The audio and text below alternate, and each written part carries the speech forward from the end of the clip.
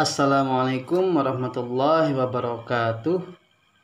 Bagaimana kabar anak-anak kelas 4 semuanya? Semoga selalu diberikan kesehatan oleh Allah Subhanahu wa taala dan terus semangat dalam menuntut ilmunya. Alhamdulillah, pada pagi hari ini kita dapat bertemu kembali. Langsung saja ya, kita akan belajar tentang sejarah kebudayaan Islam pada pertemuan yang ke-11 semester 1 tahun pelajaran 2020 dan 2021. Bapak harapkan agar terus menyimak materi ini dengan sebaik-baiknya dan terus dicatat poin-poin yang penting, hal-hal yang dirasa perlu di buku catatan SKI-nya. Jangan sampai kosong ya, apalagi tidak dicatat, karena ini nanti akan berguna, terpakai untuk persiapan dalam ulangan akhir semester. Sering mencatat akan menambah wawasan kita dan juga ingatan kita. Nah, anak-anak kelas 4 A, B, C, dan D, pada pagi hari ini kita akan melanjutkan materi SKI, yaitu tentang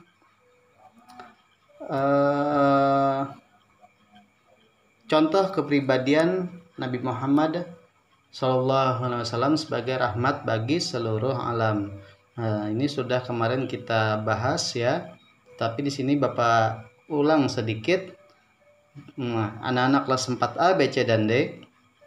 Nabi Muhammad SAW itu diutus Allah Subhanahu wa taala sebagai rahmatan lil alamin. Ada yang masih ingat ayatnya? Quran surah Al-Qalam ya, ayat 4. Nah, yang artinya rahmat bagi semesta alam. Nah, Nabi Muhammad SAW tidak hanya diutus untuk manusia saja, tetapi juga untuk seluruh makhluk di semesta alam. Oleh karena itu, Nabi Muhammad SAW memiliki rasa kepedulian, baik terhadap sesama manusia maupun alam sekitar. Nah, di sini kita akan belajar mengenai tentang yang pertama, kasih sayang Nabi Muhammad SAW terhadap anak-anak, wanita, dan pembantu. Nah, yang pertama yaitu terhadap anak-anak. Nah, Nabi Muhammad SAW adalah orang yang sangat perhatian serta sayang terhadap anak-anak.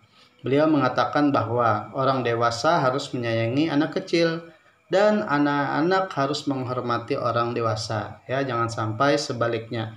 Kita sebagai anak-anak berani kemudian membuat orang tua kita sakit hati ya, nauzubillah. Oleh karena itu terus lakukan perbuatan yang baik, menjadi anak yang soleh, solehah, serta berbakti kepada orang tua ya, maupun orang yang lebih tua dari kita. Nah, disebutkan bahwa suatu ketika ada seorang Arab dusun yang datang kepada Nabi Muhammad SAW. Orang ini bertanya, apakah kamu suka menciumi anak-anakmu? Kemudian Nabi menjawab, ya. Kemudian Arab dusun tadi bertanya lagi. Arab dusun lalu berkata, apakah sungguh saya belum pernah melakukan hal itu? Kemudian Nabi bertanya, apakah aku bisa memberi kasih sayang kepadamu bila Allah Subhanahu wa taala telah mencabut perasaan kasih sayang dari hatimu? Nah, di sini maksudnya Rasulullah SAW ingin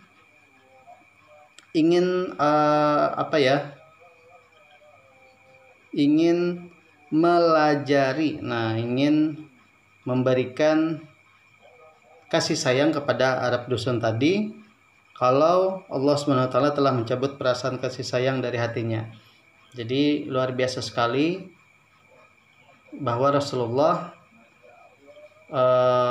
sangat senang sekali dengan anak-anak. Kemudian beliau juga ingin mengasihi, mengayomi, dan mengajarkannya kepada Arab dusun tadi ya.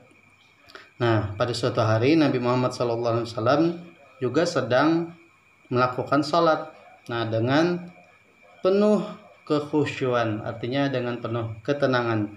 Saat melakukan sujud, nah itu tiba-tiba cucu beliau yakni Hasan dan Husin menaiki punggung beliau. Nah, mereka tidak tahu kalau kakeknya itu sedang melakukan sholat, yaitu sedang melakukan ibadah kepada Allah Subhanahu wa taala.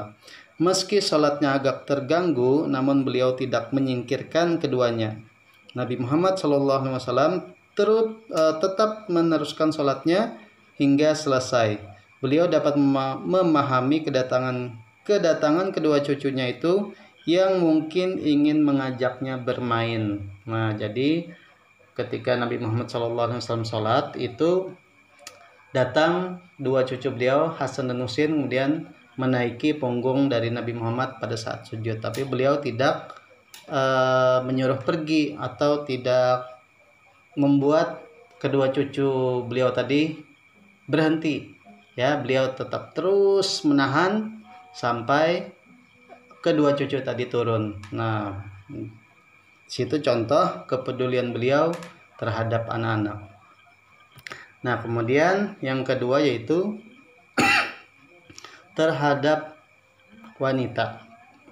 Nah, di sini Nabi Muhammad SAW sangat peduli terhadap wanita, apalagi istri-istri beliau. Terhadap istri beliau itu Nabi Muhammad SAW selalu mengajarkan keterbukaan dalam keluarga sehingga istri beliau merasa dihargai. Nah, jadi tidak ada rahasia ataupun sesuatu hal yang ditutup-tutupi. Kita pun juga sebagai anak jangan sampai memiliki rahasia yang tidak diketahui oleh orang tua kita ya. Terbuka. Dengan keterbukaan itu akan membuat keluarga menjadi nyaman ya, nyaman, aman dan tentram. Nah, kemudian Nabi Muhammad SAW bersabda, yang paling sempurna imannya ialah yang terbaik akhlaknya dan lemah lembut terhadap keluarganya. Hadis riwayat At-Tirmizi. Nah, di sini Al-Aswad pernah menanyakan pada Aisyah apa yang dikerjakan Nabi ketika di rumah. Kemudian Aisyah mengatakan suka membantu istrinya mengerjakan pekerjaan rumah tangga. Nah, ketika waktu salat tiba, maka pekerjaan itu ditinggalkan. Aisyah juga mengatakan ketika berada di tengah keluarganya, Nabi selalu lemah lembut, tersenyum dan tertawa. Jadi Masya Allah, luar biasa sekali kepribadian yang Rasulullah SAW miliki. Nah, dikatakan pula juga Nabi Muhammad SAW itu istri beliau yang bernama Khadijah yang rela mengeluarkan harta bendanya demi membela dan membantu Nabi Muhammad SAW dalam menyiarkan agama Islam. Khadijah juga mengeluarkan harta bendanya guna membebaskan budak-budak atau pembantu supaya tidak disiksa majikannya.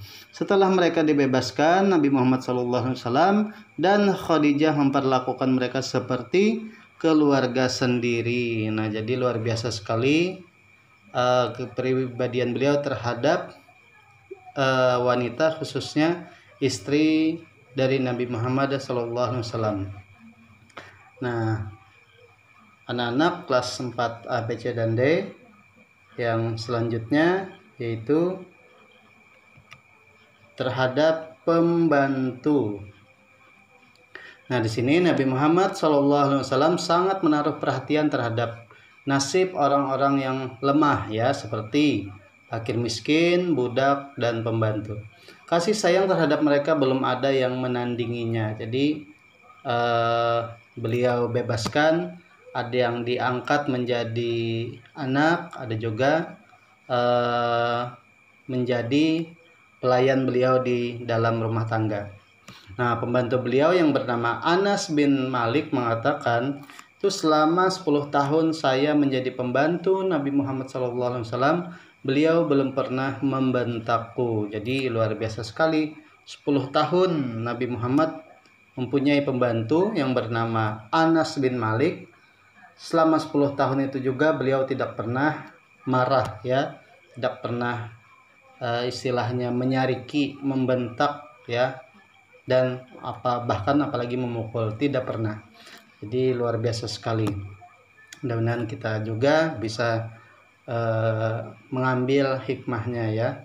Tidak boleh membentak orang tua, orang yang lebih tua dari kita, dan kita juga diajarkan untuk lebih sopan dan santun, kemudian lemah lembut dalam bertutur kata.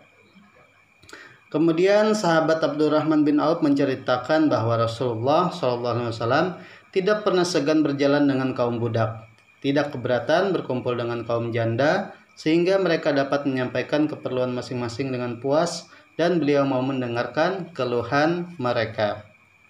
Nah, jadi tidak ada rasa supan ya, tidak ada rasa malu yang dimiliki oleh Nabi Muhammad apabila berjalan dengan budak atau pembantu atau mengeluarkan pendapat kepada orang lain untuk berbagi ilmu pengetahuan. Nah, alhamdulillah kepada anak-anak kelas 4 materi kita cukup sampai di sini dulu. Insyaallah nanti akan kita lanjutkan materi berikutnya.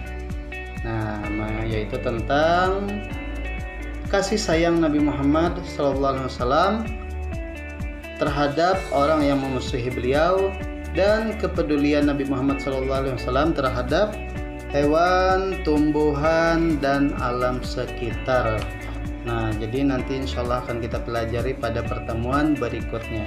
Untuk itu terus semangat belajarnya, semoga menjadi anak yang soleh dan solehah. Amin, amin ya rabbal alamin. Bapak akhiri, wabillahi taufiq wal hidayah. Wassalamualaikum warahmatullahi wabarakatuh.